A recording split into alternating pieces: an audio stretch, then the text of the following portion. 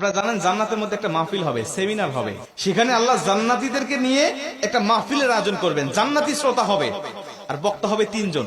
প্রথমে বিশেষ বক্তা হিসেবে থাকবেন হযরত দাউদ আলাইহিস সালাম।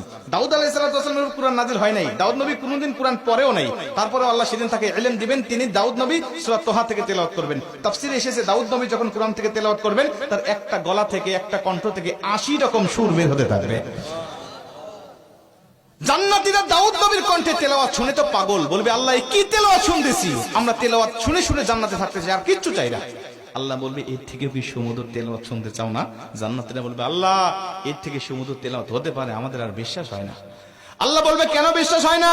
দাউদ নবীর উপরে কোরআন নাজিল হয় নাই, দাউদ নবী কোরআনের জন্য মার খায় নাই। যে নবীর উপরে কোরআন নাজিল করেছি, যে নবী কোরআনের জন্য মার খেয়েছে, দাঁত শহীদ করেছে, মাথার হেলমেট ভেঙেছে, উহুদের প্রান্তরে রক্তক্ষরণ করেছে, ওই নবীর কণ্ঠ থেকে কোরআনের তেলাওয়াত শোনো কেমন সুমধুর শোনা যায়।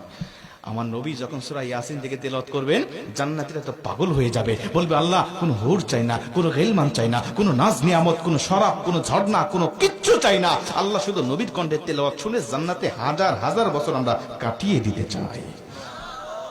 আল্লাহ বলবে জান্নাতি এর থেকেও কি সুমধুর তেলাওয়াত তোমরা শুনতে চাও না?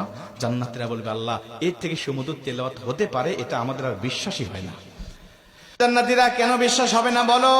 আমার নবীকে কণ্ঠ দিয়েছি আমি আল্লাহ নিজে, আমার দাউদকে কণ্ঠ দিয়েছি আমি আল্লাহ নিজে, কিন্তু আমার গলায় কত কণ্ঠ রেখে দিয়েছি জানো না? আমি আল্লাহ নিজের কণ্ঠকে ওজার করে এখন তোমাদেরকে সূরা রহমান থেকে তেলাওয়াত করে শোনাতে চাই।